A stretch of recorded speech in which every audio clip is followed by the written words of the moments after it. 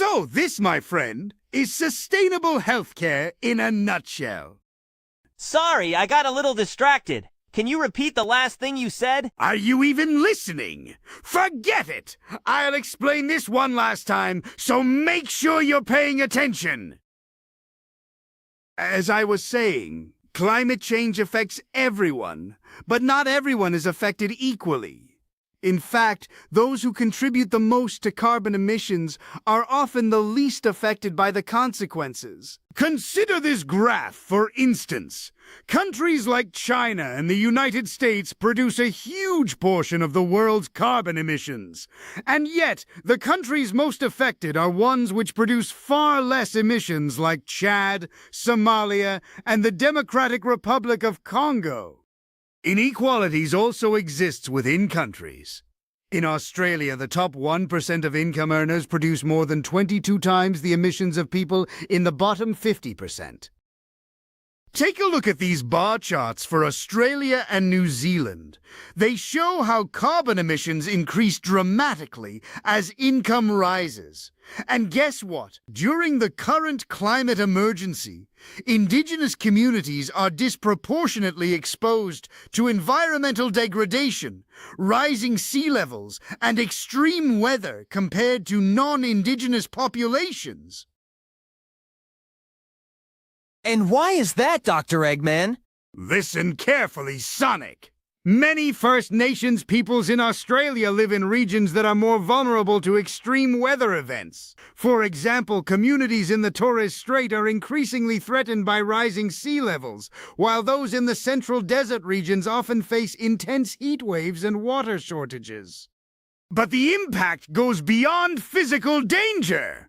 First Nations cultures have a deep connection to the land, meaning their well-being is closely tied to the health of the environment. When climate change damages these lands, it can limit their ability to practice cultural traditions and maintain spiritual connections to important sites. But why should the people responsible for the most carbon emissions care if it only affects them the least? Excellent question. The answer is threefold. Firstly, climate change may eventually affect them as well. Secondly, even if they remain relatively safe, it will almost certainly affect their families, their communities, and future generations. And thirdly, because it is simply the right thing to do. Okay, I get it. But now what? How do we even prevent or manage the health consequences of climate change? Great question, Sonic! Prevention generally has two major strategies: mitigation and adaptation. Mitigation focuses on reducing greenhouse gas emissions in order to address the root causes of climate change, while adaptation focuses on managing the consequences that are already occurring. For example, one mitigation initiative is the Climate Change Performance Index, a tool that ranks countries based on emissions, renewable energy use, and climate policy. Currently, the top 3 positions are vacant, meaning no country is doing well enough to claim them. Wait, what about the United States? Or Australia? Don't even get me started on those two.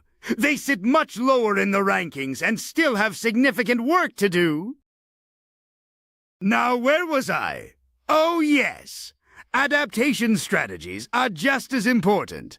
These include building stronger infrastructure that can withstand floods and heat waves, improving water storage systems, and planting drought-resistant crops. Do you understand now? I still don't get why healthcare professionals need to learn about this. Why can't they just leave that work to environmentalists and policymakers? Let me explain.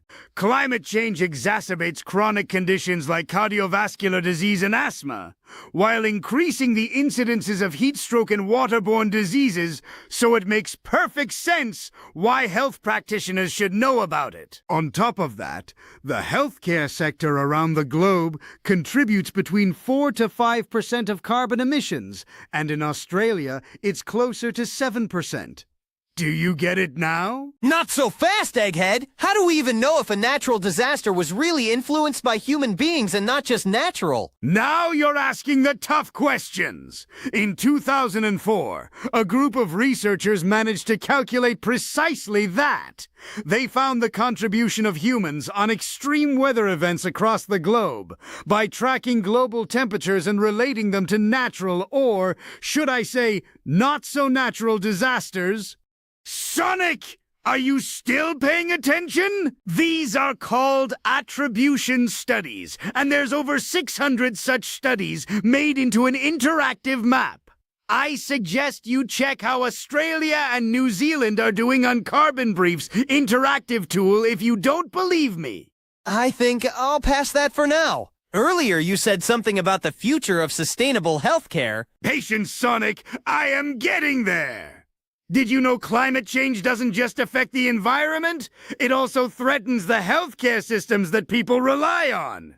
Extreme climatic events such as storms and floods can damage hospitals, interrupt supply chains, and reduce healthcare availability. For example, after Hurricane Maria struck Puerto Rico in 2017, there was a severe shortage of small saline bags used in hospitals.